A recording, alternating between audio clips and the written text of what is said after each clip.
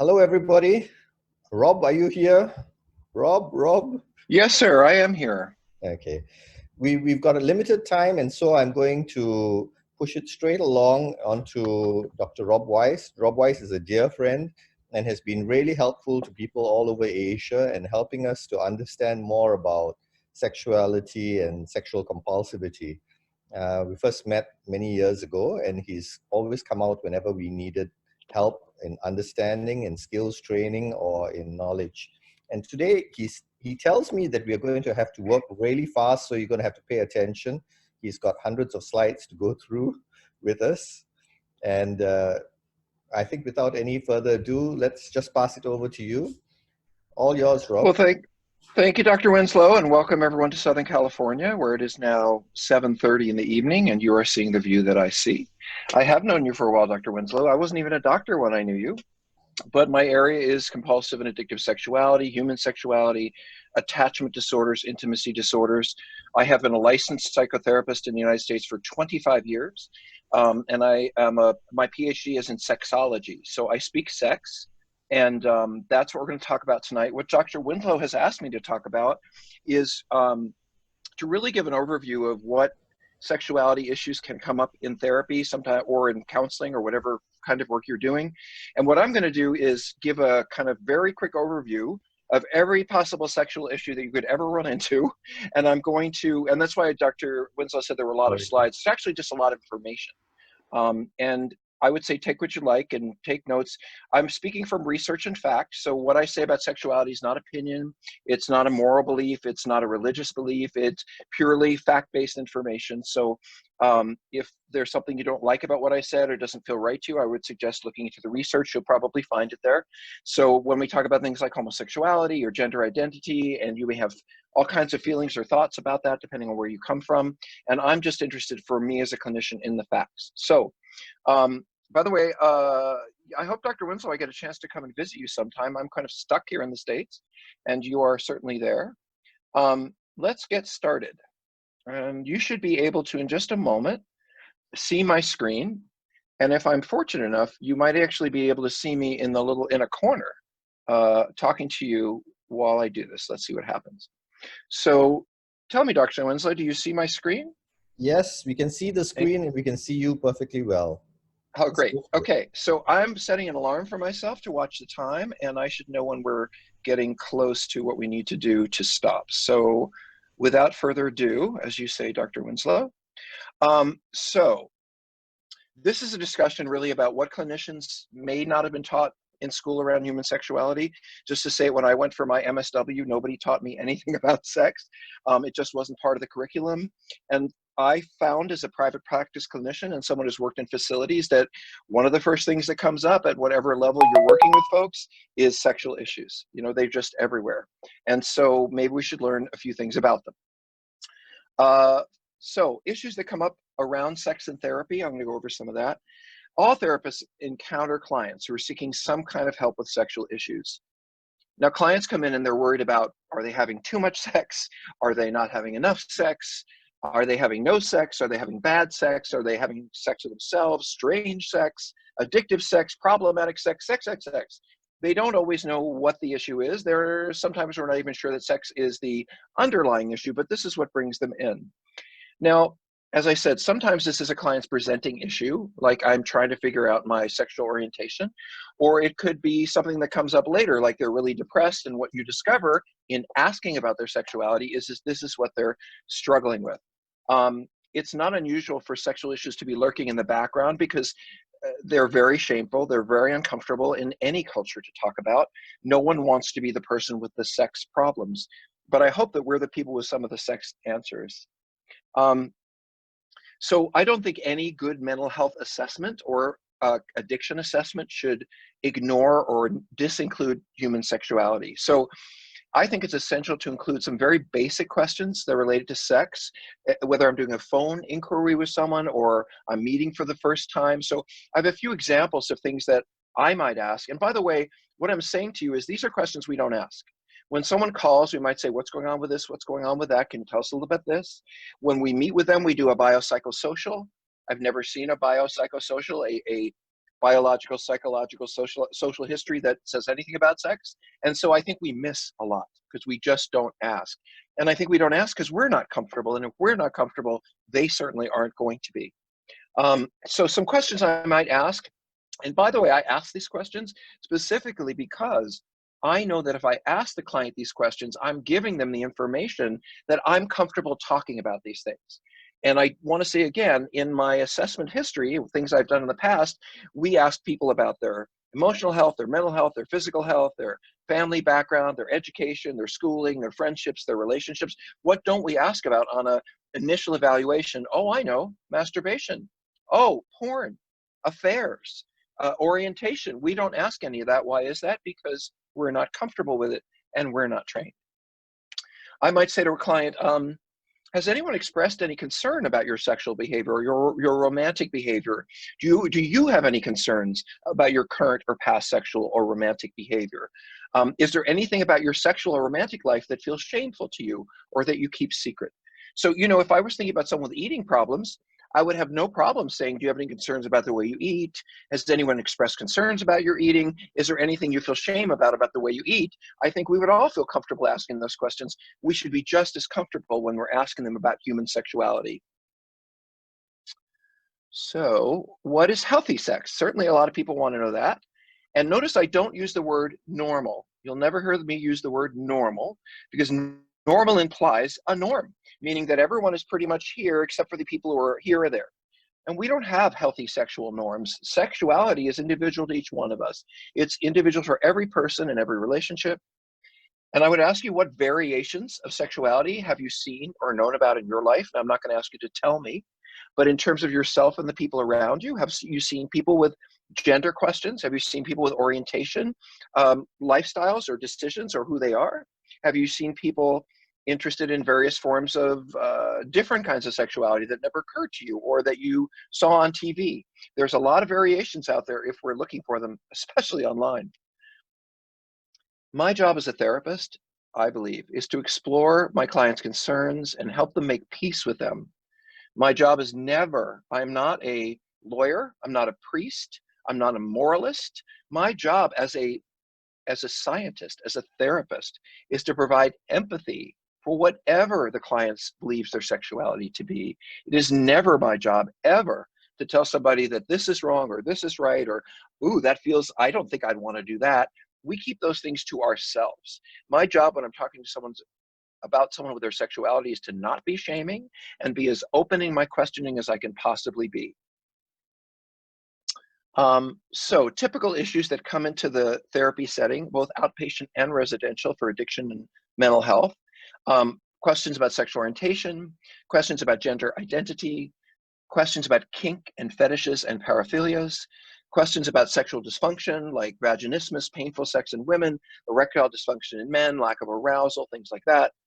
They'll come in for infidelity for sure. They'll come in, clients will come in because they are hypersexual, maybe more toward addiction or compulsion, or they're hyposexual, meaning they're not having any sex and they're avoiding it. And by the way, either end of that continuum is problematic. They come in because they have a true problem with sexual compulsion or addiction or a problem with porn that is very identifiable.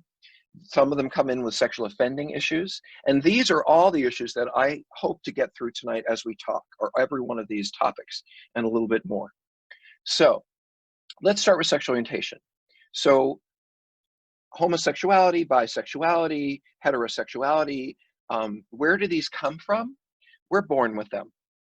My sexual orientation has nothing to do with, rarely, as if anything, has anything to do with trauma. It might mean I won't go deeper into that. My sexual orientation has nothing to do with how my mother raised me or how my father raised me or what Freud says. It has nothing to do with some chemical imbalance. It has to do with, I was born that way.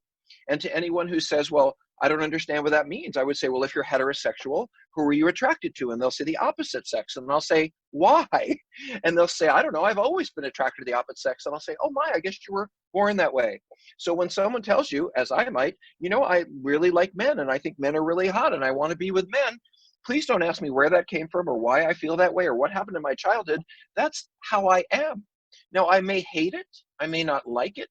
It may be ego dystonic and I want it to go away. but that isn't really possible. So no more than, what else are you born with? Fingers, toes, I guess you can remove those, but probably not good for your health. So let me say this very clearly. You cannot change a person's sexual orientation, no matter how much they do not wish to be interested in whatever they're interested in. We cannot change that for them, even if they want us to. A homosexual man is attracted to other men, whether he likes it or he doesn't. A lesbian woman or a gay woman is attracted to other women, whether she likes it or she doesn't. And bisexual people are attracted to both genders, whether they like it or whether they don't. It's pretty clear, because there's absolutely no research, zero, to oppose this, that any kind of or amount of type or therapy is going to make somebody a different orientation. It's just not possible, and Lord knows people have tried. In fact, what we know about trying to convert, as they call it in the United States, people from homosexuality to heterosexuality is actually very, very harmful, because one of the challenges for people who are homosexual is they often feel shameful and uncomfortable with who they are. And then if you try to make them try to be different, which is not something that they can do, they will maybe feel bad that they can't do what you're asking them to do, but they can't because they were born that way. And by the way, when I was in Singapore, I had some folks who had some real feelings about that. Is that really true? Is that, this is science, this is fact. You may not like it, you may not agree with it, this is not my job, but merely to explain to you the realities as I know them. And I did get a PhD in sex. I know a few things. Let's talk about gender identity. Psychological gender identity is fixed. Physical gender can be altered. So pretty much by the time I'm out of the womb, or very soon after, probably as I'm coming out of the womb, and some people would say before, I might really feel myself to be a woman, and I might feel my entire adolescence and childhood into my adult life that I am in the wrong body, that I should be in a female body. That is fixed and immutable. It is not changeable. My feelings about the gender that I am or should be is fixed before birth. But my physical gender can be changed. I could become a woman. I could become a man. I can have breasts and a penis. There are many things that I can do to hopefully align my feelings about who I am and what I am and how I feel about myself with my physical self.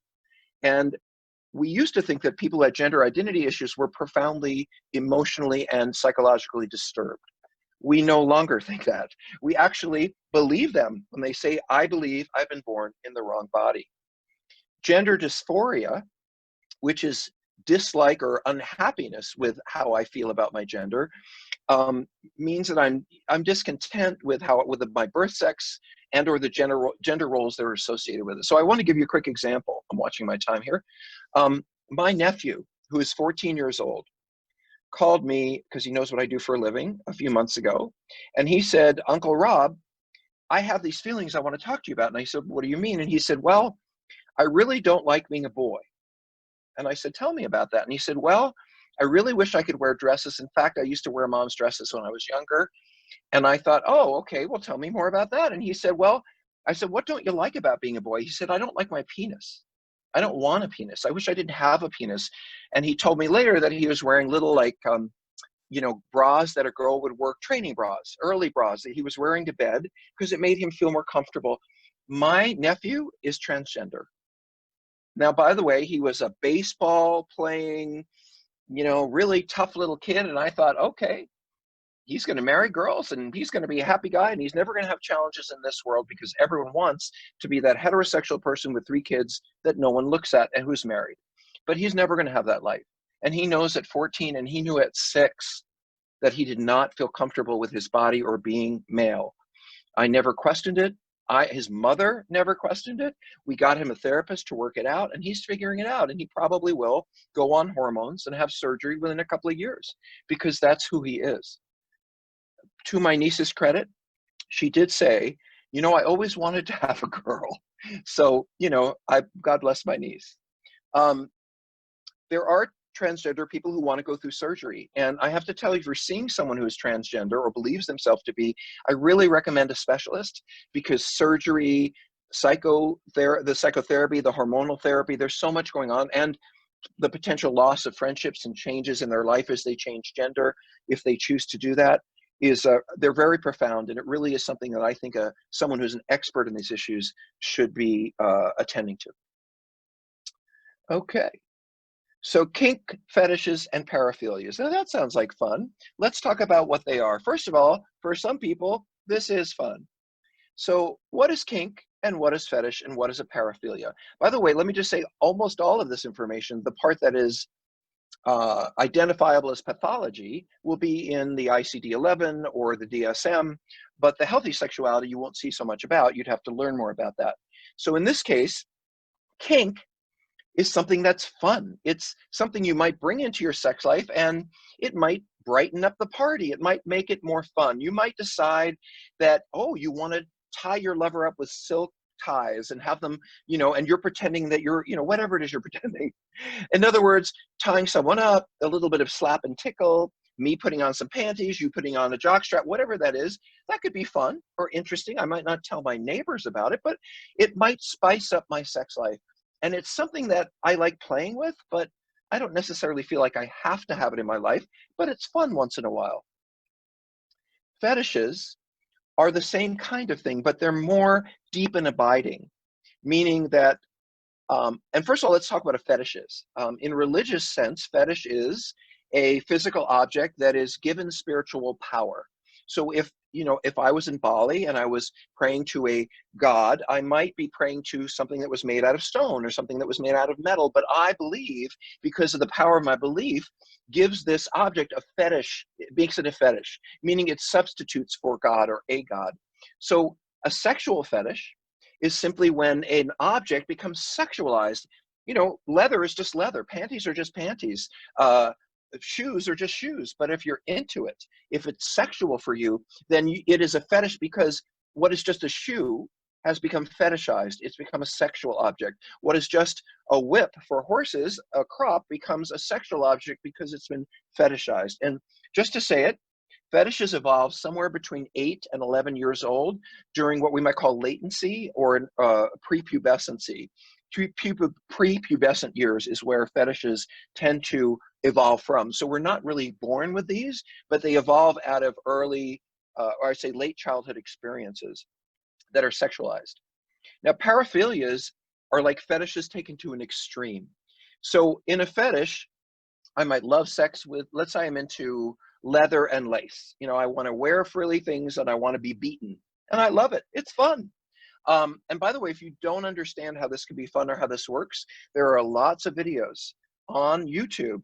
What is kink? And you'll see lots of lovely young people with whips and crops in their hands explaining to you how they do this and what it means. You don't need me. You can look to them to explain it to you in non-graphic terms. They're glad to talk about their world. But paraphilias, they are in our diagnostic manuals because that's when someone has taken let's say a different or unusual type of behavior that often involves an object like a fetish, and they cannot enjoy sex without it. Or they've taken it to an extreme where it results in harm to themselves or harm to others or something illegal or self-harm. So there's a whole range of things here that are really related. And let me see if I can go through them more quickly. If this confuses you, here's a great way to think about it. I'm so glad I wrote this. Think about the difference between someone who drinks occasionally, someone who drinks a lot, but they're not alcoholic, and the alcoholic. The basic behavior, drinking, is kind of like a little bit of kink. It makes you feel relaxed and fun once in a while. If you drink a lot, it might become an important part of your life, but it isn't necessarily causing you harm. If you're an alcoholic, which is more like the paraphilias, it's very likely that this is going to cause you great harm. So paraphilias are things that I think of as paraphilias are things like diaper fetishes. So I have a patient I just talked to the other day, and he has a diaper fetish, and he likes to shit himself and sit in his poop and masturbate. And now this is paraphilia. You cannot live, you might have a little bit of a diaper fetish, but once you're into the pooping and the peeing and sitting around in your diaper, then it is absolutely problematic for your health, for your relationships. So it moves into the category of paraphilia. If you're fetishizing leather or lace or getting hit, you like to be slapped around a little bit, that's fun for you during sex, that's not a paraphilia unless you like beating people unconscious, which absolutely would be paraphilic. So you get the beginnings of the idea. These are things taken to a psychological extreme. And they come from various places. We're not going to talk about etiology, where things come from today. I'm simply going to lay, well, not for the most part. I'm simply going to lay out what they are. So let's see what we got. There should have been a title up here. So let me see. I'm just going to say the title would have been Sexual Dysfunction. And first of all, sexual dysfunctions are very extensively addressed both in the DSM-5 and the ICD.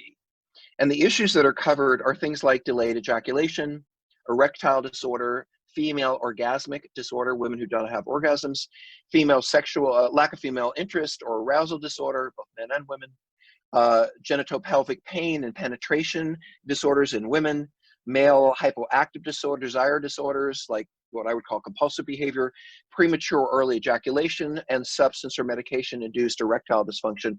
All of these things, they're really physiological, psychological issues where I would absolutely, by the way, and I think this, gosh, it's right there, I would always want to check these issues out with a medical professional before I started treating anyone, because their erectile dysfunction might have something to do with a medication they're taking, or the vaginismus and the painful sex for that woman might have something to do with her hormonal balance. So I want to make sure when I'm dealing with these kinds of issues, ejaculation, erectile disorder, painful sex, that they've been addressed by a medical professional before I go forward to treating them as a psychological issue.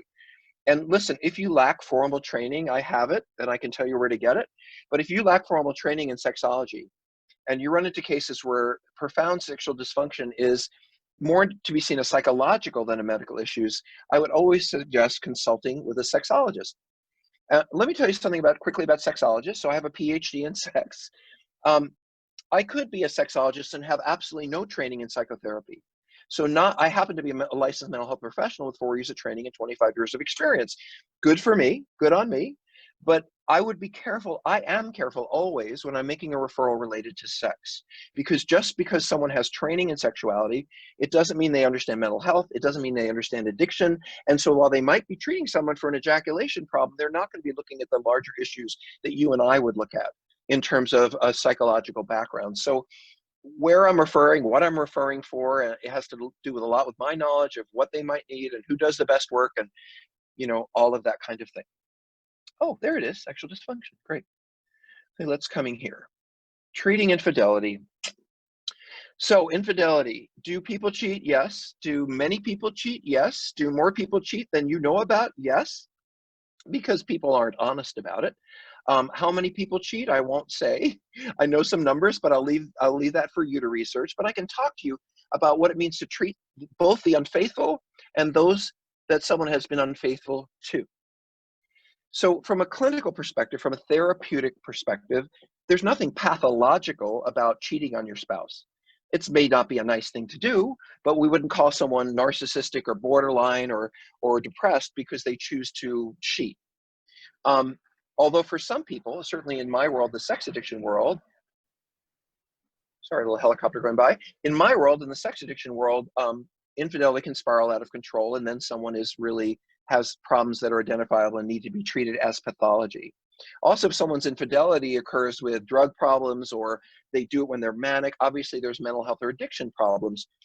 But I would suggest that the average person who just plain cheats, I wrote a book about this, and I've written a number of books. I've written 10 of them. And one of the books, by the way, find me on Amazon, Dr. Rob Weiss, or put in Dr. Rob Weiss Sex. I'm not hard to find on Google. And I wrote a book on infidelity to help men understand the wound, the harm that is caused to women when a man cheats on them. I've worked with so many cheating men, or men who have cheated. It's been most of my career, some women too. And I have to say almost definitively that men do not understand the wound that they cause a woman when they cheat on her. And therefore they have no idea how to fix it because they underestimate it. Men often think, well, flowers and candy and being nice to you, and maybe in 6 weeks you'll forgive my having that affair. No. That person's going to hate you for a year. They're going to not trust you, hate you, and you're not going to understand why they're not getting over it. So I wrote a book for men called Out of the Doghouse, a cheating man's guide to saving his relationship. And I learned a lot in writing about infidelity. And I had to think about, if it's not a pathology, what do we call infidelity? And I would say that infidelity is a sign of immaturity. And I simply mean it in this way. If we're married and I decide to go to a casino and pick up with a stripper or some kind of dancer, and I go have sex with her or him, and I go back home and I think, well, as long as my spouse doesn't know about this, as long as that it won't hurt anybody. That may be true in the sense that if my spouse doesn't find out, they won't immediately be hurt or devastated, and I got away with it. But think about the person who is in a relationship that says, okay, I'm going to go over there and do something that I want to do, and I don't care how my partner feels about it. I'm not thinking about them at all. I'm just going over here and having fun. And as long as they don't find out, well, then it's fine. To me, that's like a 5-year-old. It's like, mom said I couldn't eat the cookies, but I'll just sneak in and get a cookie while she's doing something else. And then even though she sees a trail of cookies coming out of the kitchen, I'll never say that I ate it. That's a 5-year-old. An adult man or female who wants to cheat might think to themselves, more a mature way of thinking about it might be, when I go to make decisions about my life, if I'm in a committed relationship, I cannot make them based on what is best for me. That's a good thing to do when you're single, is to make decisions on your life in general based on what is best for you and your relationships and community and friends. But when you're in a committed love relationship or marriage, when I go out in the world and I make a decision, my first thought should not be, what do I want to do? Or it might be, but it should be immediately followed by, what is best for the relationship? Because if two people choose to see their relationship comes first before either one of their individual needs, that's a mature relationship. And I can tell you, I've been married for 20 years. When I go out shopping for a shirt or a pair of slacks, I don't think to myself, oh, I just want to look for me. I start looking and I think, oh, my spouse would like that, and my spouse would like that. I can't help it. I have my partner in mind.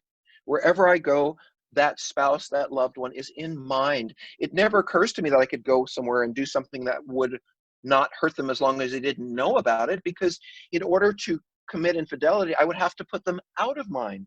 I would have to not think about them and think of myself as being able to do whatever I want. And that's not only immature, it's not healthy for relationships. And I will tell you, I have a podcast, and I would suggest listening to it, called Sex, Love, and Addiction. And we're pretty popular. We have about 500,000 downloads. And on that podcast, I did an interview with this man named Dr. Stan Tatkin, who's actually a friend of Dr. Winslow in Singapore. And Dr. Tatkin is really one of our leading clinicians and educators and writers in the area of attachment theory and relationships. And he wrote a book recently called We Do. Why marry? Why be in a marriage? What's the point? And basically he said, look, here's the research. When we have a partner, when we have a stable home, when we love them and they love us and we're enjoying that fidelity and that connection and that love, here's the deal. We live longer, we're more successful, we make more money, we're more stable, and we're healthier. So whether we have children or not, the facts clearly tell us that we will be much better off if we're in a happy relationship. So, by the way, if you're in an unhappy relationship, you're kind of out there with the single people. But those of us who have happy relationships, we're going to live longer. We're going to be healthier. We're going to be more creative. Wouldn't you want to protect that? And what Dr. Tatkin talks about in his book, We Do, and on the podcast, Sex, Love, and Addiction, is the idea that my relationship is not a foundation of you and me making decisions for ourselves. A higher way to live a relationship is making the decision what to do based on what's best for us. However, people are kind of inherently selfish, and they will often devolve in a relationship to me, and thus the need for couples therapy. So a typical the therapeutic approach that you're going to take with infidelity depends on where you're coming from, whether you're treating the cheater, whether you're treating the spouse that's been cheating on, whether you're cheating both of them. So I'm not going to talk as much about treatment and just really talk about the issues. One more thing though, if you are treating a couple, and I mean this seriously, and you find out, well, let me try it this way. I will never tell a client that I will keep a secret from their spouse. So if I'm seeing a couple and I see him on Monday and her the next Monday, and I see the couple the following Monday, if one of them tells me something in an individual session, they know. that I'm going to tell that partner, or they're going to tell that partner when we meet again. Because the last position I ever want to be in as a therapist is having taken a secret. Let's say I see a married couple, and the man says to me, well, you know, I had this affair and that affair and that affair. And then when his spouse comes in or they come in as a couple, I don't say anything about it. And then she finds out about his affairs and his behavior. And she comes back to couples therapy and she says, you didn't know about this, did you? To me. Because if you knew about this as our therapist, you would have told me, right? And she's absolutely right. We never keep secrets in couples therapy. It is almost always going to end badly. And I just want to put that out there for you. Okay. What about treating people who cheat? So I'm going to go through this fairly quickly. I'm watching my timeline. With a cheating partner, I tend to use quite directive forms, behavioral forms of therapy. Do this, don't do that, especially if the client wants to stop what he or she has been doing. I've worked with a lot of people who cheat who think, God, I just don't know. What if they call me? What if they email me? And my thought is, you can block their phone number. You can block. So telling them that when they say, oh gosh, I won't know what they do if they call me, and I can say, why don't you block their number? That's very directive form of therapy. When someone is engaging or struggling with a behavioral problem, like drinking, like cheating, like affair, like something like cutting on themselves, whatever the behavioral problem is, these problems do not respond well to psychiatrics. They do not respond well to psychodynamic psychotherapy, to Jungian psychotherapy, to somatic or equine or any other kind of therapy, because when someone has a behavioral problem, they need to be contained with accountability, structure, and cognitive behavioral therapy. There is no other therapy for addiction. There is no other therapy for people who cut on themselves or break into play. When someone has a behavioral problem, it is required of us to do behavioral therapy. So directive forms of therapy, holding people accountable, directing them, is what cognitive behavioral is, raising their awareness of their thoughts, their awareness of the thoughts that lead to behaviors, what to do when they get into those behaviors. That's what it's about. And I just want to say, you might ask me, well, why? I'm a wonderful psychodynamic therapist, or I really believe in analysis, or I love somatic theory. Why can't I do that with someone who has a behavioral problem? And here's the simple reason: it doesn't work. We actually do have a few absolutes in our field, like you can't make someone who's homosexual heterosexual. And here's another one.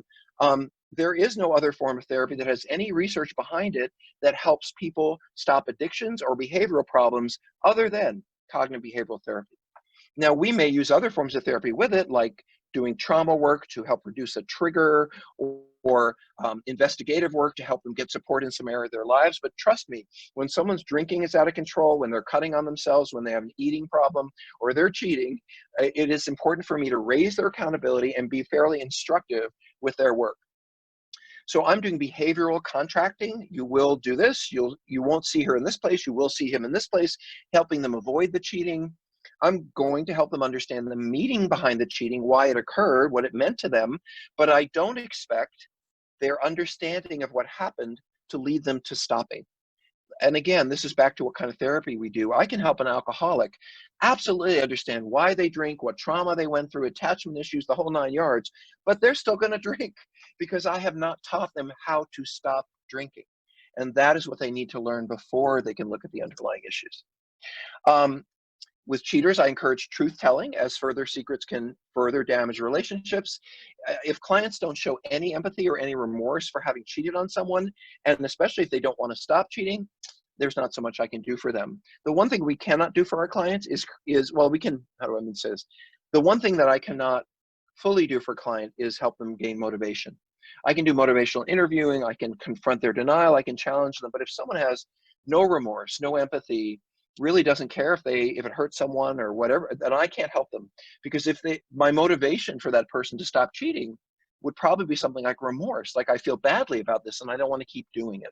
Someone who doesn't have remorse, I probably really can't help motivate them. Treating spouses, so a few things. I've treated, I don't know, 500, 1,000 cheating couples in my 25 years of this work, and I learned a lot about treating partners. I wrote a book about partnership to addicts or people who are troubled or being cheated on, and that book is called Pro-Dependence, and you can also find that on Amazon. And so let me tell you what betrayed partners go through. If I am a man or a woman and you have cheated on me, This is what devastates me. It's not really the cheating. I'm upset that you were sexual and romantic with someone else. I hate that. But what's worse than that for me as a partner in the long term is the lying, the secrecy, the loss of trust. If I lose a trust in you around marital fidelity or relationship fidelity, do you think I'm going to trust that you're not taking money out of the bank to buy things? I've heard spouses say, if you're lying about that, how do I know you don't have another family out there? How do I know you don't have other children out there? So what I'm saying to you is that the backbone, the spine of our relationships is trust. And when trust is broken, when that partner who has been cheated on suddenly looks up and says, I thought that you were the one person in the world who would always have my back, who would never let me down or hurt me. And yet you went out in the world and not only did you not go out, not only did you not have my back and support me, but you did the very thing that you know would devastate me. And in that way, trust, sort of naive trust in a relationship is gone forever once cheating has occurred, because I'll never look back at you and say, I can fully trust you. Now, many betrayed partners experience symptoms of PTSD. They they will resent the idea that they need therapy, and I agree with them, because they didn't do anything. They're the victims of this circumstance. But listen, if you've been victimized by someone you love, you do need therapy. You need support, you need validation, you need encouragement. But I would never explore with a betrayed partner, because to explore their history, their problems, what they've been through, is to imply that maybe there's something wrong with them, and that's the reason that the person cheated. Cheated on partners do not want to hear, look at their childhood, their family life. I mean, they'll do it, but they're so angry and they're so hurt. And I learned in my therapy training that you're supposed to be where the client is, be where the client is. If I'm working with a raging, hurt, disappointed, overwhelmed woman whose husband has been cheating, I'm not going to ask her about her family history. I'm going to empathize with her pain, and I'm going to support her anger, and I'm not going to do anything except help her get through the crisis that she's going through or he is going through. Spouses who've been cheated on need empathy, validation for their feelings. They need help processing the shame and trauma of having been cheated on. They need direction and education and support toward how they move forward. In the United States, we've developed a term for people like this, or what happens to them. We call it uh, betrayal trauma. And it absolutely is a failure of meaningful attachment when I have been with someone for 15 years and they are the light of my life and they're the most important person to me and they're the father or mother of my children. And then I find out that they've been doing this for 3 years. It is devastating to anyone's sense of self and connection. And that will take a very long time to heal. I think partners, because they are so overwhelmed and angry and upset, they may need guidance with boundaries, with their own healthcare. You have to make sure they don't have a sexually transmitted disease. If their cheating partner has been seeing a lot of sex workers and that kind of thing, I have to work with them to stop endlessly questioning their partner, because someone who's been cheated on becomes a detective. They will go through someone's cell phone, someone's bank statements, they'll look through your journals. They want to know everything that's happened. And there's not a lot I can do about that, because partners are going to look. They are trying to figure out what the heck happened to them. You know, when I think of a partner who's been betrayed by cheating, I think of someone who's been hit by a truck. Hit by a truck. They're just barely standing, and they don't want to leave. They don't want to stay. They don't know why the heck this has happened to them. They're just kind of getting the license plate number of that truck. So when we're seeing someone who's cheated on, it's really important for us to not say things like, I don't understand why you would stay with him or her, or if I was you, I would leave them. Now, some of you would say you'd never say that, but I've had therapists who heard that story of how he or she cheated and thought, oh my God, how could you put up with that? And then they say to a partner something like, why would you put up with that? Why don't you leave? Or whatever. And the reality is the partner's just coming to terms with this. They're just finding out about this. They're not ready for the end point, and they're certainly not ready to leave. They're just trying to figure out what's happened. And in the beginning, when they're in this kind of crisis, exploratory work is not really helpful. Crisis intervention work, like in someone who's been cheated, is much more about support and validation and hope and direction. And please, do not use the model of codependent. Well, I would suggest you don't use codependency, period, because it has never been a validated criteria-based diagnosis, not ever. So when you say I believe in codependency, I don't know what you're talking about, because which book, I mean, it doesn't mean anything to me. But please don't use that idea that I am responsible for the relationships that I end up in, and therefore I have to look at myself to see why I chose this person. There couldn't be anything more demeaning to a partner who's been cheated on than to ask them to question why they chose this person. I can tell you why they chose that person: because they love them. That isn't that hard. They fell in love with them. And why do they stay with them? Because they love them.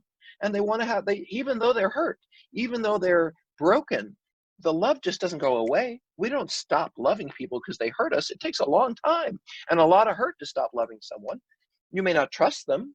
You may not feel safe with them, but stopping loving somebody takes a while. And by the way, to all the people I work with who have done the cheating and they think their partner doesn't love them anymore because they're yelling and screaming and going through their cell phone bills, this is what I would tell you about love. The opposite of love is not rage. The opposite of love is indifference. So the partner who says, I hate you, you ruined my life, I can't, they're still invested. They're still in the relationship. They're trying to thrash it out. It's the partner who says, I get who you are and I'm done. That's the person who's out of the relationship. And most partners I've seen in the beginning, nowhere near that. Okay. So other things that will come in treatment: people who are highly sexual versus people who are asexual or not sexual. So this comes up a lot in therapy around sex. Clients will ask, well, how much sex should I be having? Or how much sex should my spouse and I be having? And if I have this much sex, is it good? And if, oh, here's the use for that word normal. If I have this much sex, is it normal? If I don't have sex a lot, is that normal? People are very anxious about whether they're having too much sex or not enough sex or the right kind of sex. And really, there is no answer to that. It depends entirely on the client and their spouse. How much I choose to be sexual or not, how passionate I am, how much I enjoy sex or don't, has everything to do with my background, my emotional makeup, my hormonal makeup, my libido, my ethics, my religion, my emotional state, my physical health, childhood trauma, and my orientation, along with how much credence I really give to the idea that more sex is better. I know couples who haven't had sex in 20 years and they love each other and they wouldn't live without each other. It's just, they don't have sex anymore. Who cares? If they're happy and it's not my job to say, well, you should be having more sex. And couples are having sex 3 times a week or every single day, as long as both partners, both, are consenting to that much sex, have a great time. It's just when I see one partner, and this is where we run into trouble, when one partner is highly sexual and another is not so sexual, and the partner is not so sexual feels that they need to catch up or do things that they don't feel like doing to please the other partner because that partner wants to have more sex. It's when we reach and see imbalances in the relationship that we have to often do some work. If people aren't comfortable with the amount of sex they're having or not having, or they're experiencing relationship problems or other consequences related to sex, that doesn't mean there's something wrong with their sex life. It may just mean they don't want to have a lot of sex, or they do, or they don't. These are highly individual decisions that I get to make, you get to make, and nobody gets to say anything about, unless we're coercing someone into sex or unless we are deeply unhappy ourselves, not with the idea of what I should or what's normal, but I'm unhappy with my sexual life. That's a different story. Whether someone is hyposexual, meaning they avoid sexuality, or they're hypersexual, that can be, for some people, secondary to early complex trauma or PTSD. So just to say it, my area of expertise is compulsive and addictive sexuality, drugs and sex, sexual disorders, intimacy problems. And those people that I work with often struggle with intimacy, sexuality, hyper or hyposexuality, too much or too little, not based on just where their sexuality leaves them, but more to do with trauma. I've worked with people who were tremendously enmeshed or incested or had a lot of abuse in childhood, and that drove them to either be highly sexualized or avoid sex altogether. And I want to say something about that. I am saying that whether you have sex a lot or you don't have sex a lot as a couple, up to you. But I think if you're a single person or you're in a relationship and you're not having any sex at all, That's something different. I can masturbate to pornography and have a wonderful relationship as long as my partner, I agree that's fine. But if I cut myself off from sexuality altogether, or if I'm focused on nothing but sex, either end of that continuum is problematic, and it's going to cause problems. By the way, I often have women in particular reach out to me who say that they have, checking my time here, who say that they have had so many bad relationships with so many terrible men or women that they're just not going to be sexual anymore. They are 40, they're 42, they're 38. They've had so many bad experiences, they don't want to be sexual or date anymore. That is not healthy. Give up for a while, do some grieving, and get yourself back out there, because we are meant to pair bond. I will never say anything to you except we are meant to pair bond. We are meant to be in primary, loving, romantic, and sexual relationships, and to have community all around us. That is the ideal human condition. You may choose to be single. You may be single by circumstance. You may have developed deep and enduring friendships that in many ways make up for the lack of that pair bond. But let there be no mistake, human beings, we're pair bonders. Now, let me talk briefly about my area of the work, which is compulsivity. Sex addiction is, well, all addictions, including sexual addiction, is identified using the following general criteria.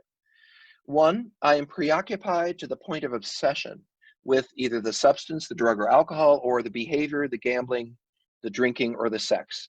Sorry, the gambling, the gaming, or the sex would be behaviors, the drinking and drugs and alcohol, all of that would be the substances. But the point is that my focus in life is not on my family, it's not on my work, it's not on my friends.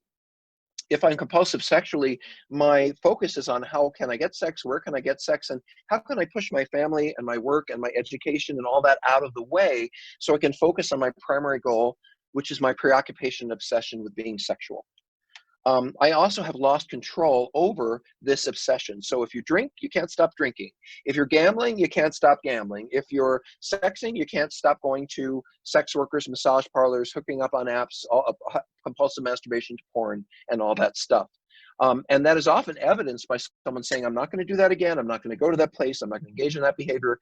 And they end up in it anyway, just like someone who says they're not going to drink or they're not going to use ends up because of their addiction back there anyway. And the final criteria for compulsive or addictive disorder is that they're having profound consequences related to it. My spouse found out about my sexual behavior. My kids saw me looking at porn.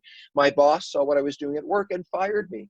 I can't get through school because I'm so busy looking at porn, I can't study. When the behavior, whether the behavior or the substance, starts to interfere with the functioning of my life, that's when I'm thinking about an addiction. And also, despite the fact that my addiction is interfering with my life, I continue to do it anyway. These are the criteria for addiction: loss of control, preoccupation, obsession, and the continuing series of related consequences that I ignore to continue to engage in the behavior or the substance use. As I said, addictive disorders, whether they're behaviors or substances, require cognitive behavioral therapy. If you don't know it, learn it. And to say it, we have a new ICD-11 diagnosis, and I know in Singapore you use the ICD-11, your diagnostic manual, to understand what is a mental health or physical health disorder and what are the criteria for it. And in the ICD-11, starting in January of last year, we had a diagnosis called compulsive sexual behavior disorder, or CSBD, compulsive sexual behavior disorder. That is what we would call sex addiction. It is this obsession to compulsively and over again be sexual, really is a form of self-soothing, a form of self-regulation, a form of emotional escape, and not for the purpose of having sex necessarily. What is sexual offending? Let me say briefly. First of all, I have to give you a clinical definition, because you can, as you understand, what is sexual offending in Thailand may not be sexual offending in Singapore. What is sexual offending in Singapore may not be sexual offending in Kansas. So sexual offending is really a legal term. So I have to give you a way of looking at offending that is clinical. So the clinical definition of sexual offending, no matter where you are in the world, is that of non-consensual sex. If I am too young and you try to have sex with me and I'm not old enough legally to have sex with you, you're offending me. If I'm too impaired, I'm too old, I'm mentally ill, I'm drunk, and you choose to have sex with me without my permission, you're offending me. Permission, consent, is what defines offending in a clinical way. So while the legal definition is different and it might vary from place to place, The pure definition of offending does not. So let me give you a quick example.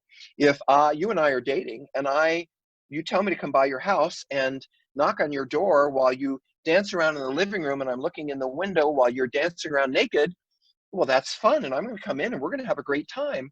But if you see a stranger in front of your door trying to look in while you're walking around with no clothes on, you're being offended. Meaning it's the same behavior, someone coming up and looking in your window while you're undressed, but in one situation you had consent and the other situation you didn't. So one is offending and one is not, simply by the definition. Now, there are 5 typologies of sex offenders, and I'm not going to have a lot of time to go through these, but basically there are people who are dedicated, and basically their sexual orientation is to children. They're called dedicated offenders or fixated. Child offenders who don't show any interest in an adult male or adult female sexuality. They are only aroused by children. And you could see that in a way as being their orientation. And they are fortunately the smallest percentage of offenders, about 7 to 12%. We're not exactly sure. But I'm glad that they're only 7 to 12% of offenders, because we can't treat those people. They seem to have been born that way.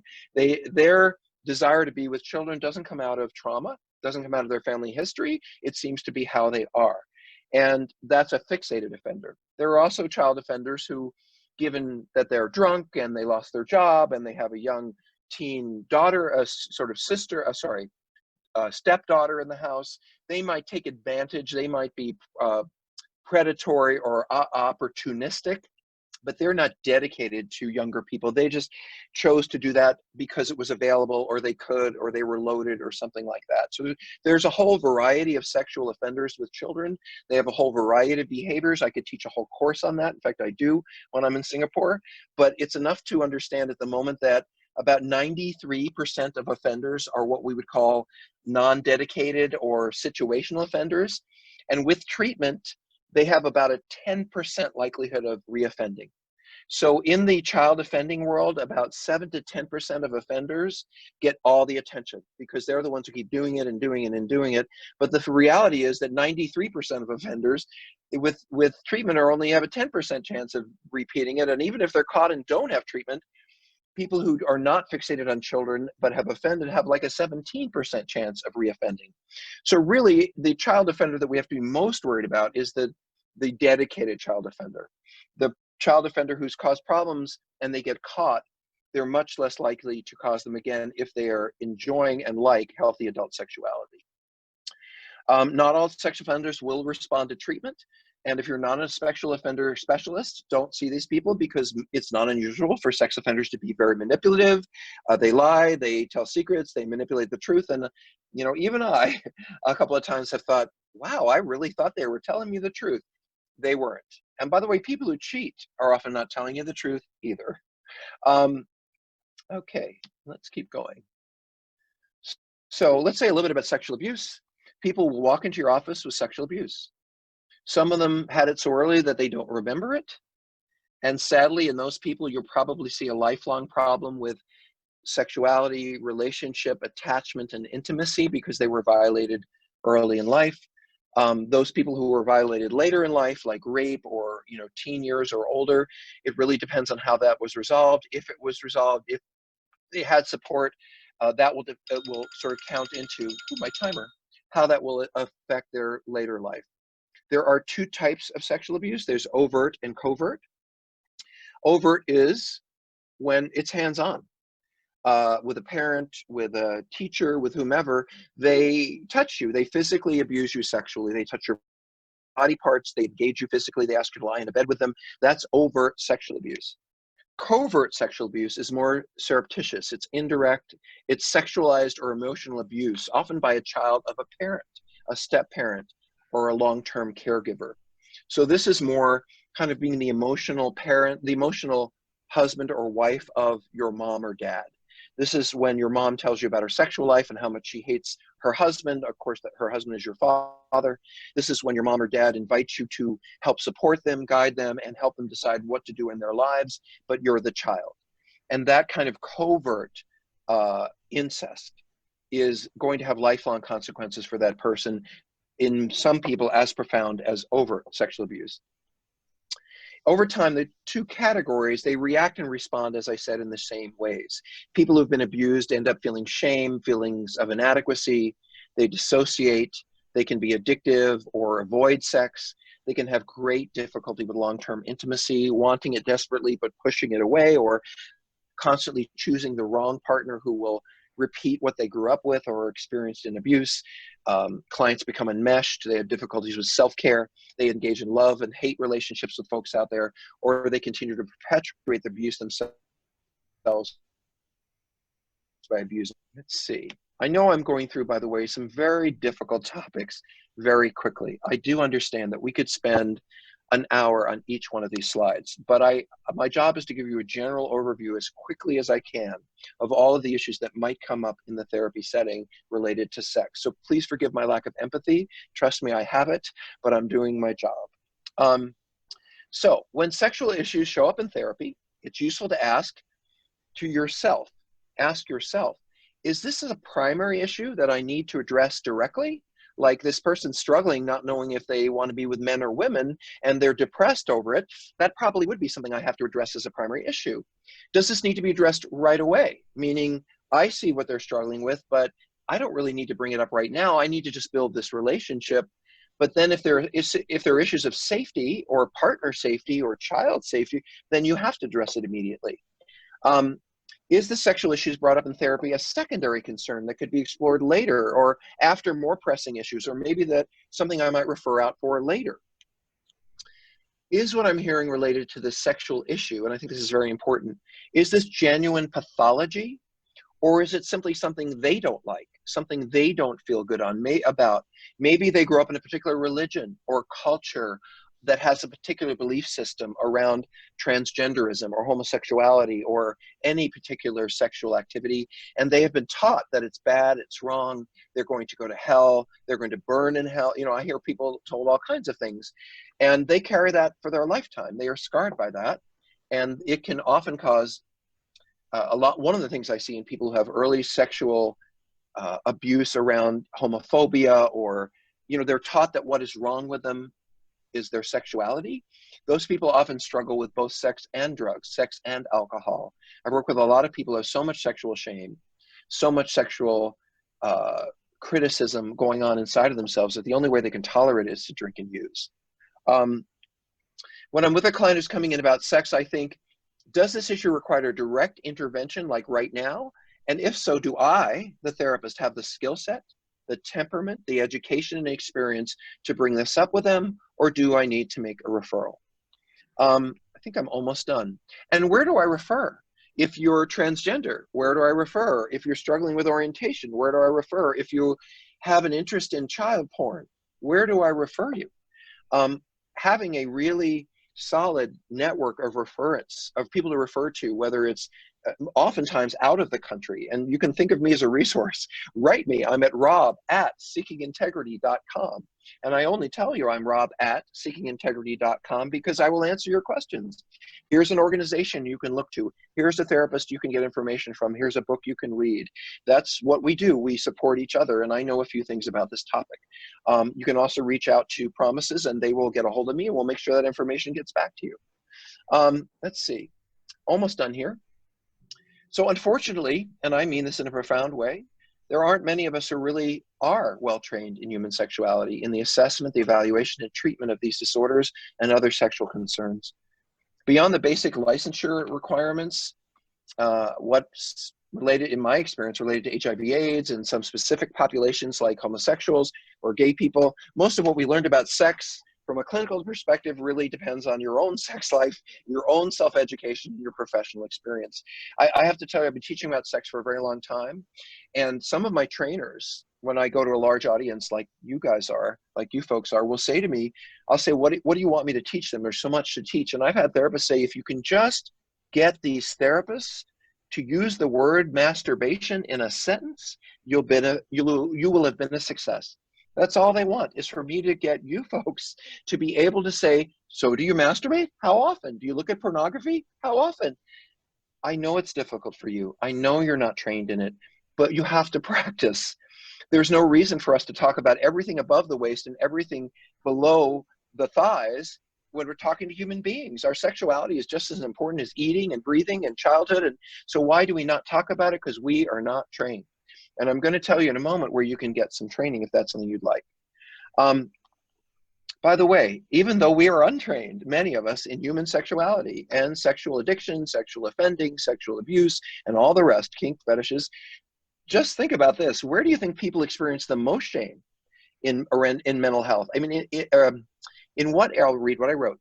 In what area of cultural or mental health do we see the most shame, the most self-hatred, the most secrecy, the most confusion, the most relationship destruction, and the most just plain misinformation? Human sexuality, without a question, because most of us just are not trained, and training is everything. Okay, I think we're almost done. Let me see. All right, we are. So if you want more information, here are some referral sources. And obviously I'm in the United States, but these are available online. So AASECT, the American Association for Sex Educators, Counselors, and Therapists, is at asect.org.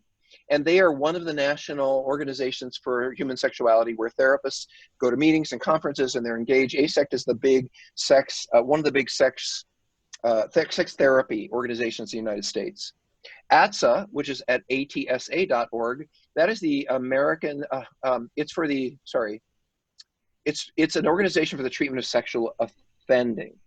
And so if you are working with someone who has sexually offended, you have someone who's been sexually offended, you have a spouse or wife who has someone they're married to who sexually offends, you can get information there. They can get information there. If you want certification in sexual addiction and compulsivity, that is ITAP, the International Institute for, IITAP, the International Institute Training in Addiction, and I don't know what the heck ITAP means, but it is, because I'm not good with acronyms, but it is Dr. Patrick Carnes Training Institute in the United States, and you can simply look up Patrick Carnes and ITAP, and you will find he provides certification in about a year. You can be certified, and now that we're doing everything online, you can be certified online, so you can be certified from Singapore. Our website, our treatment website, and you can always reach me there, where we treat compulsive and addictive sexual disorders, drug and sex, like meth and sex, coke and sex, alcohol and sex problems. You can always drop a note to us there or reach out to us. That's our treatment program in the United States. There's an organization called the Safer Society, and Safer Society is a more kind of family-friendly organization for people who've been involved with sex offending. So if you're married to a sex offender or you need your kids to understand sex offending, they have pamphlets, they have books, they have information, they have support groups. The Safer Society is, again, in the United States, something you can look up.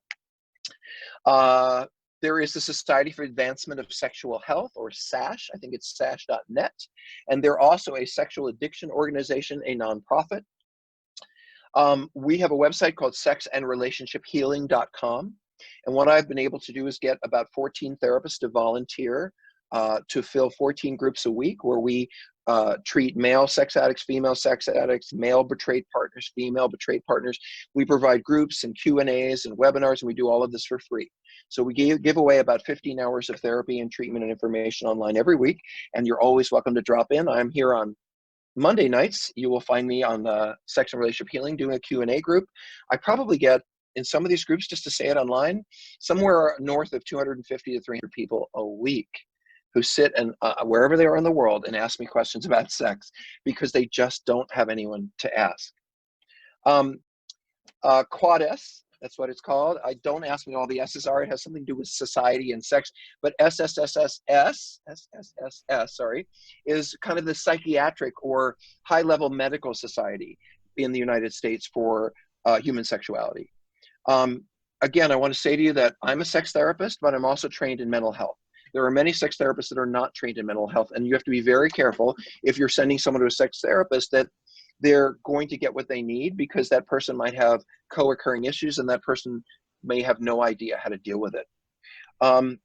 So I'm going to go off from here and I'm going to go back to talking to you guys directly. But I did want to say one more thing. Hold on a second. You're back. Let's see. Yeah, hold on. I'm on it. There we go. Hi. Oh, I don't need too much light. So I did want to say one more thing. I want to just tell you folks where I went to school, and that might be helpful to you. I went to a school called IICS. That's the International Institute for Clinical Sexology. IICS. And I went online for most of my education, except for the orals and the dissertation I did for my PhD. And the thing that's great about this school is they teach online certification in transgender studies, certification in sexual orientation and orientation studies. They teach sexual addiction. You can take these as certification courses, or you can get a PhD, as I did, in human sexuality, but that means you have to write a PhD and give up your life. So I don't know if you want to do that. Anyway, it's an honor to teach. Thank you, Dr. Winslow. I'm sorry to go through all those uncomfortable topics at such a speed, so we'll blame you for that. And what are some of the questions that I can answer for folks while we have time? Okay. Thank you very much, Rob. We all really appreciate this, and I've noticed a lot of the appreciation coming in the chat and other places. There are quite a number of questions, so I'd just like to let everybody know that if you need to go, it's fine. The actual teaching component is done, but we're going to spend a little bit of time just answering a lot of the questions that have come up from this wonderful presentation. And the slide set will be available. Yes, the slide set, we will make it available to all those who signed up, and so that you can have more to chew on a bit later. Okay, there are a number of questions that I would like to ask about. First one is, would you be able to please talk about chemsex? How do we balance substance use with the treatment for the substance use with treatment for developing healthy sexual behaviors? So meth is a particular issue in general. I don't know whether this person is talking about gay men, which often happens, or just people in general. But one of the problems with meth is it is such a powerful stimulant. It gives people such tremendous feelings of pleasure, both physically, psychologically, on every level, that they have no inhibitions around sexuality. And oftentimes the people that I see who struggle, and so we're a treatment center, and we're not just treating drugs or sex, we're treating both. And that's what we treat. And I know that anyone who comes up with a meth problem or an alcohol problem, and they're also acting out with sex, they also have a sex problem. So when I send somebody to a drug and alcohol center who has a meth and sex problem, they're only going to get half of what they need.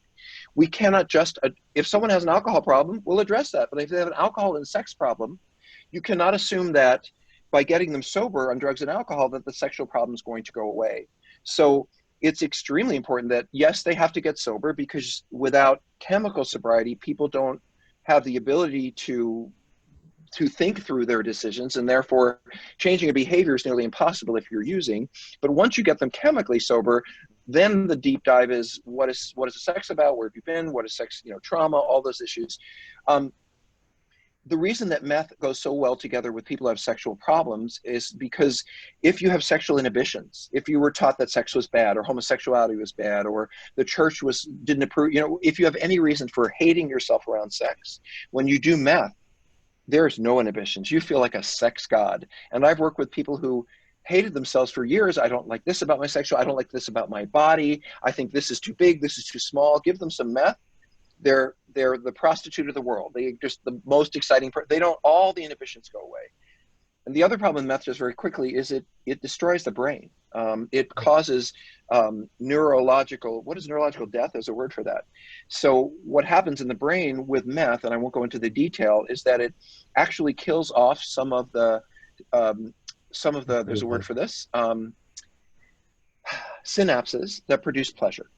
And whereas cocaine might make you feel pleasurable and it just slips right through and goes out through your urine, meth will sit on top of your dopamine receptor until your dopamine receptor dies. So people who do a lot of meth actually become anhedonic. They no longer enjoy anything after a while.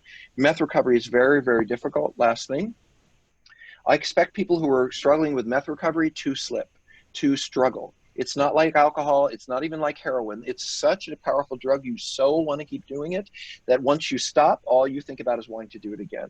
So it's a very, very difficult drug. There is a book for men called Lust, Men, and Meth. For those men who abuse both meth and sex, Lust, Men, and Meth. One of my colleagues who I run this program with wrote that book. Dr. Winslow.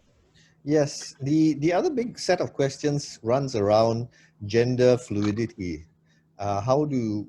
This seems to be something that has come up, and it's really difficult for a lot of therapists to understand Would you be able to tell us a little bit about gender fluidity? Is it something that is a nurture thing as values keep changing, or is it an inborn issue? Or and also, well, take that as the first part, then I'll ask the second part after that. What is Well, gender I guess fluidity? so. Gender fluidity is a colloquial term. It's a pop culture term. It's not something I would use in clinical work. So my question would be more: does the person enjoy acting and dressing as a woman and as a man, and that's fun for them, and they enjoy their gender expression? So let me maybe go through these. Gender expression: how I express myself as a man or a woman. So gender expression, like look at Dr. Winslow there. He's such a tough guy. You know, he wears a cowboy hat and boots, and you know, he's a man's man. Well, that's one form of sexual expression for a man.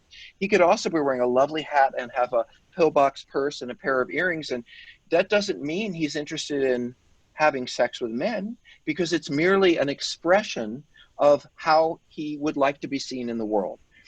You know, I like being a man. I like being seen as a man. I like wearing men's clothes, and I'm not particularly gender fluid, but I sure like having sex with men.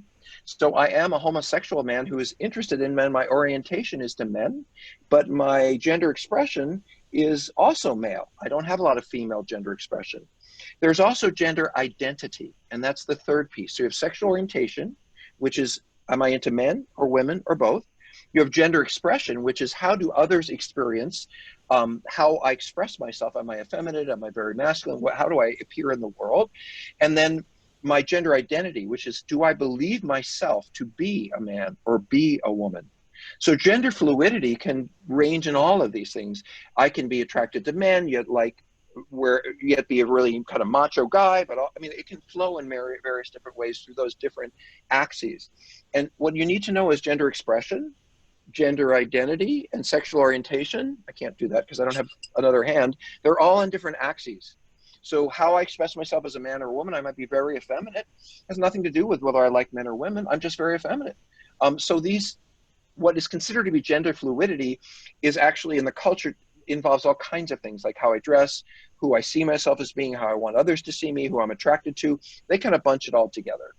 I mean, young people. And let me just say one thing about this. The most cool thing ever for graduate students and young people is gender fluidity.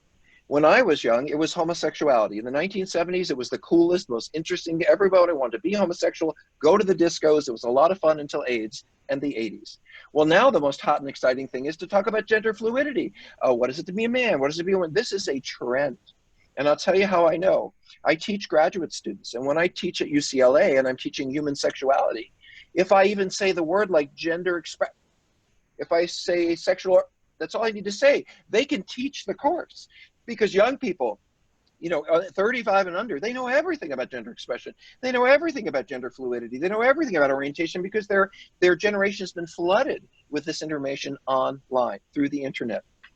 But when you talk to young people about sexual offending, sexual abuse, incest, they don't know anything about any of that. So just to say about our students, they know what they know, they don't know what they don't know. I do believe, to answer your question, that the reason we're looking at all this and there's so much more openness going on around it is because of the internet on a variety of levels. For one thing, I can learn about anything. Imagine when I was growing up and there was no internet, I had to find a book about homosexuality to understand myself. Can you imagine what it's like for a 14-year-old boy to go in a library of a high school and look for a book on homosexuality? I was terrified. I held the dictionary with a little book on homosexuality in the dictionary, so no one knew what I was looking at. It was so scary. Young people today have an encyclopedic knowledge of human sexuality, including that everything is worth a try and okay as long as it's consensual.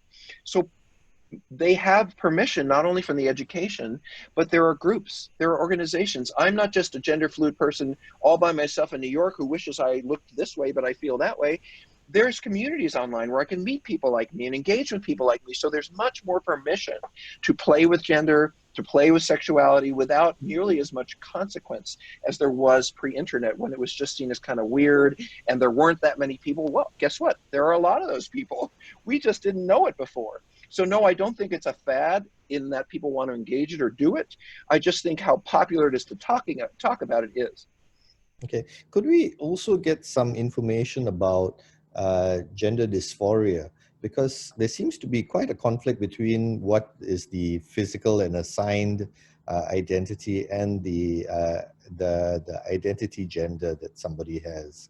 And I know that APA and a lot of other organizations say a lot about it, but there have been questions asked about what is it, where do we treat it, is that sufficient reason for having a sex change operation, all kinds of other questions. So could you just tell us a little bit about gender dysphoria for a start? Well, it's interesting because now we're going to go the other way. Gender dysphoria is a clinical term. It's Yes. not a pop culture term. So what does it mean? It means, I mentioned my nephew to you, my 14-year-old nephew, who Yes. called me up and said, I don't like my penis and I want to wear dresses and I want to be with the girls. And he was serious. He was not kidding. He was deeply hurt and sad that he was not a girl. He had profound gender dysphoria because his gender, penis, hair on his chest, that wasn't who he felt he was, and it is not who he wants to be.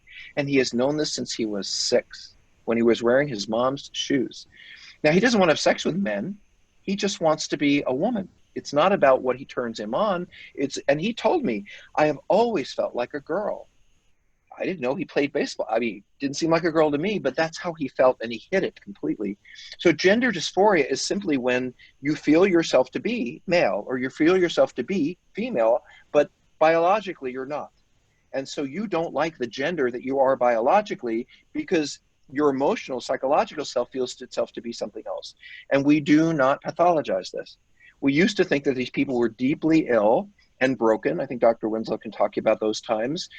Back in the days when we had witches, we thought that there was a male witch inside of me. We looked at it that way. The truth is there aren't any higher rates of mental illness or psychological disturbance in people who are transgender. Their deepest struggle is with acceptance from other people and the ability to become who they want. If someone is disturbed about their gender and they don't want to be that gender, they can be another gender. And it's actually not my job to tell them yes or no. In the United States, when people maybe 10 years ago wanted to change genders, it took they were required to have a year of psychotherapy to make sure that that's absolutely what they want. We don't do that anymore. They want to they go on hormones for a while. If that works for them, we help work them out. So, we work with them, but we don't say you can't do it until this. It's up to them. Who am I to say, oh, you're healthy enough to do this or you're not? It's not up to me. It's up to them. So yes, some people who are gender dysphoric change their gender. Some people only change part of it. I've worked with a lot of women who remove their breasts, but they keep their vaginas. I've worked with men who get breasts, but they keep their penises, but they take female hormones, so their penises don't work anymore. You don't have to have a full gender transition in order to embrace who you are. At least that's how people look at it now. Okay, I won't go into all the details of different societies see things sometimes differently, but overall, I understand. And there's one follow-up question about gender dysphoria, but it was about why is it that sometimes the gender dysphoria or the people who change what they feel that they were inborn with only happens in their 40s or 50s? Why is it so late? Yes, why is it so late? I think it's so late for the same reason that people are now talking about gender fluidity, because when I was 20 and 30 and 40, I didn't have any information. I just might have felt myself to be a woman, but where would I learn about it? Where would I find out about it? I might wear panties under my suit, but I would never tell any. I mean, it was so shameful. So it is because it's not, for the most part, culturally shaming. It may be in Singaporean culture, it may be in Malay, but the culture we live in now is the internet. You don't live in Singapore, you live in the internet. I don't live in America, we live in the internet. I mean, yes, we have different rules, but this is the world that our young people live in. And in this world, there are no boundaries around those discussions. And if you're in the right place, there's no shame. That's true. I would like to agree with that, because the whole world after COVID has become so much more open and talking about stuff. I know, but you know what, Dr. Winslow? Because Yes? of that, I can't be there, and I want to be there with you. So there you go. Yes. This is Let's a take, very go ahead. Carry on. This is a very quick question with somebody asked, is there such a thing as a partner with a repeated searching and addicted to detective behaviors? Can it cause paranoid disorders? All partners are detectives, Yes, I and would all say partners have been that. cheated. Go ahead. Sorry. I think it goes back to what you talked about earlier, Rob, about people who, when they are hurt, and how a woman sees hurt as well, or what cheating event, the guy forgets it in a month. The woman very often does not forget it, Never does. Never. and is constantly going over in her mind whether some occurrence in the past was part of that. It might be, it's worse for people who have obsessive compulsive traits, but Of course. um, it's not uncommon. Just like to say that. So, and I want to say something else about that, if I can. Sure. So, a lot of the people I work with say, "Oh, you're checking my mail, checking my cell phone, check because you want to find out that I've been cheating and you want to leave me." And the reality is that if you're checking and checking and checking, it's more because you want to stay. What a lot of partners are doing is they're looking and looking and looking with the hope that they won't find something else so they can kind of have a foundation to grow from. Because if they find more, then they're spinning again with what is the truth and what is, so they're trying to find a landing place and they feel so unsafe inside and out. That's what all the detective work is about. And it can go on for over a year. There's a lot of other questions, but I don't think we have actually the time to finish them, Rob. Well, but we Dr. can Mooney, write in some answers later. Yes. I have a question for you, though. Sure. Let's talk about, just before we finish, the cultural issue. Because I know it came up, I was teaching with you in Singapore, and there were some folks from, I think they were Sydney or somewhere in Australia, and there was a man who had really committed to not acting out his homosexuality, even though he was absolutely interested in men and loved having sex with men, but his culture did not allow it. And he felt that he needed to follow the dictums of his culture, and therefore he was with a woman who he wasn't particularly attracted to, but he was with her, and they had sex occasionally, but he was really primarily interested in men, and that's how he chose to live, because that was what he wanted. It is not my job to say to him that's not okay. Clearly you're homosexual, you need to be with men. People get to choose whatever feels best to them. It's just not my job to tell them right or wrong, good or bad. That's really up to them. One more question. Sorry, you want more questions? There was one question that it just popped out at me was, Dr. Mooney? Sorry, you're fading off. Hello, Rob. Are you still there? You froze. Uh-oh. You're freezing. Okay. Well, there's a question also on whether hypo or hypersexuality be secondary to early complex trauma. Would this be possible?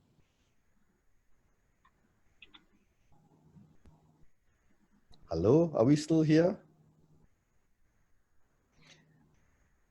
Okay, I would like to draw this to a close because we really have gone on way beyond our time, and we really want to appreciate Rob for all the answers and this wonderful presentation, which will be available to you later.